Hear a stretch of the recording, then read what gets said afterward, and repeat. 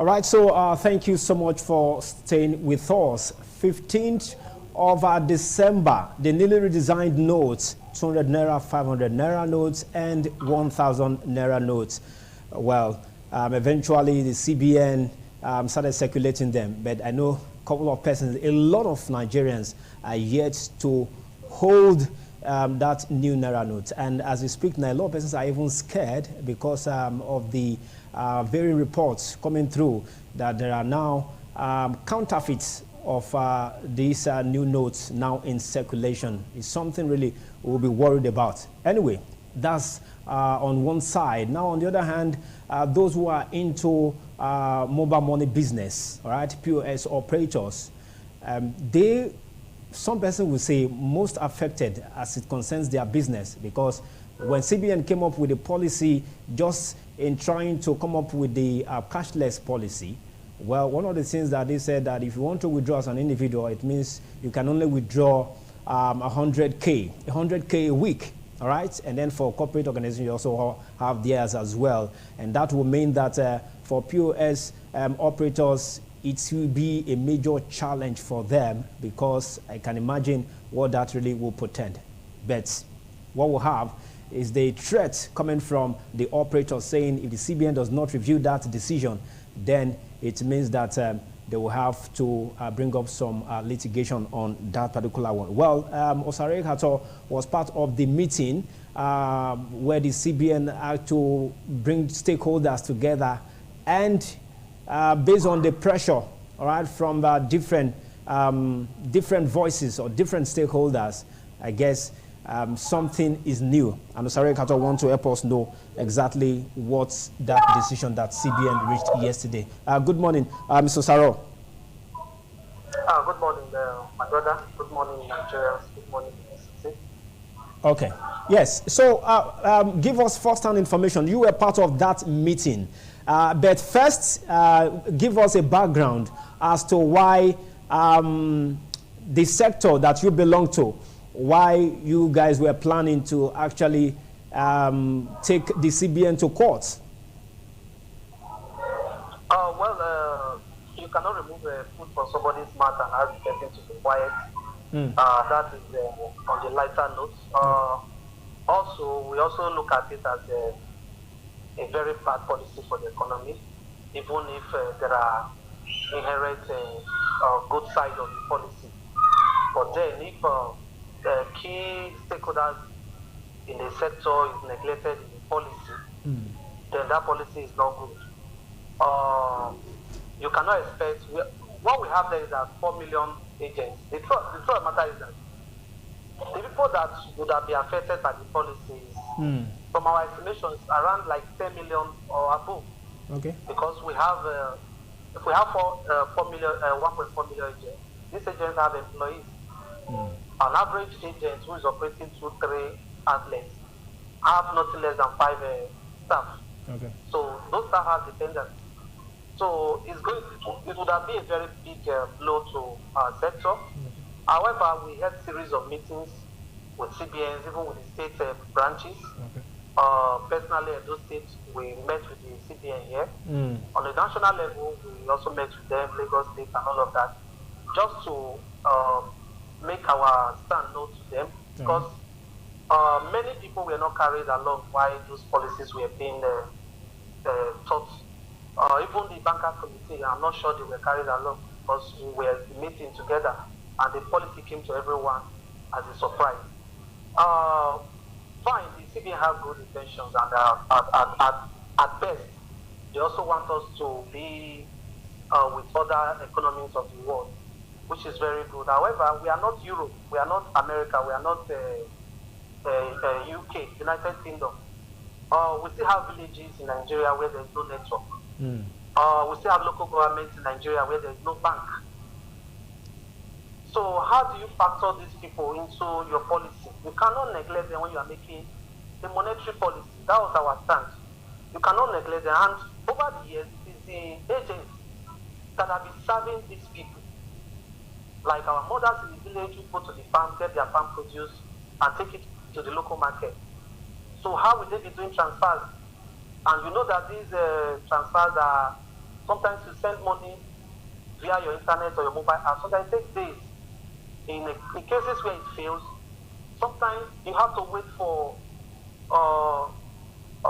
bank to tell you that 7 days, 1 week, and all of that, back and forth, for that money to be reversed. Okay. So we make our position known to them, right, and also give wide consultation to the extent that we are at the National Assembly to submit our protest, right, and they promised to look into it. But after all back and forth, the CBN have to see reasons with us. The Association of Mobile Money and Bank Agents in Nigeria, that's our bank, and yesterday they came out with supposedly better policy than what they presented to Nigeria. All right. So bring us up to speed with the new policy now. So what do we have now? How much can an individual withdraw? Okay. What we have now is that first and foremost, the limit for daily was removed, and we now have weekly. Okay. So instead of you lock up with a day withdrawal, you now have a weekly withdrawal. Okay. So for an individual, you can have access to up to 500,000 naira a week across all channels. That means both your ATM machines, POS, or across the counter withdrawal. Okay. You can have access to 500,000. Then for corporate organization, it was raised up to 5 million across those channels as well. Okay. So another beautiful thing is that if you want to withdraw above limit, the charges was also reduced. Okay. You understand? For individual, previously it was 5% charges, but now it was now reduced downward to 3%. Then for corporate organizations or corporate accounts, it was now reduced from 10% to 5%. These are some of the suggestions we gave to them that they came up with. Okay. Yes. Then other things that now it's not that you cannot withdraw above the limit. If you want needs of cash, you can actually withdraw above the limit now.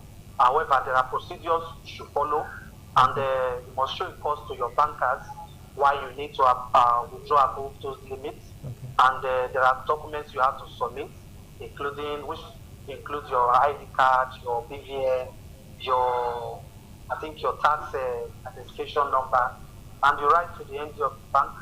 And when they find out that there are genuine reasons for those withdrawals, they will oblige you.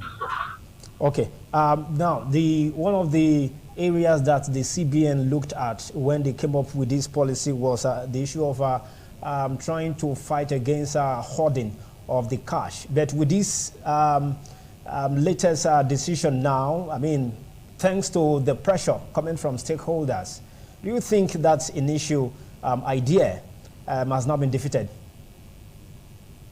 Well, to me, it's still very clumsy. Now, why did I say that? We are going to have, like I told you in our program last week, that the CBN want to create a black naira market by this policy.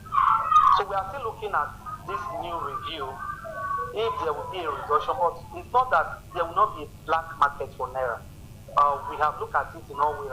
Okay. So people have access, like someone who have what's it called now, a corporate account, and can go to the bank, our system now, can go to the bank and withdraw even more than that 5 million or 5 million that he or she does not even need, and begin to sell to people who need it and cannot get it from the bank. So he charges for those sales. Yes. So what are we saying? We will now have black market for naira in our own country. So we are still looking at it, how we are going to also look at that area and also present it to the CBN that, okay, how can we not have black markets for naira?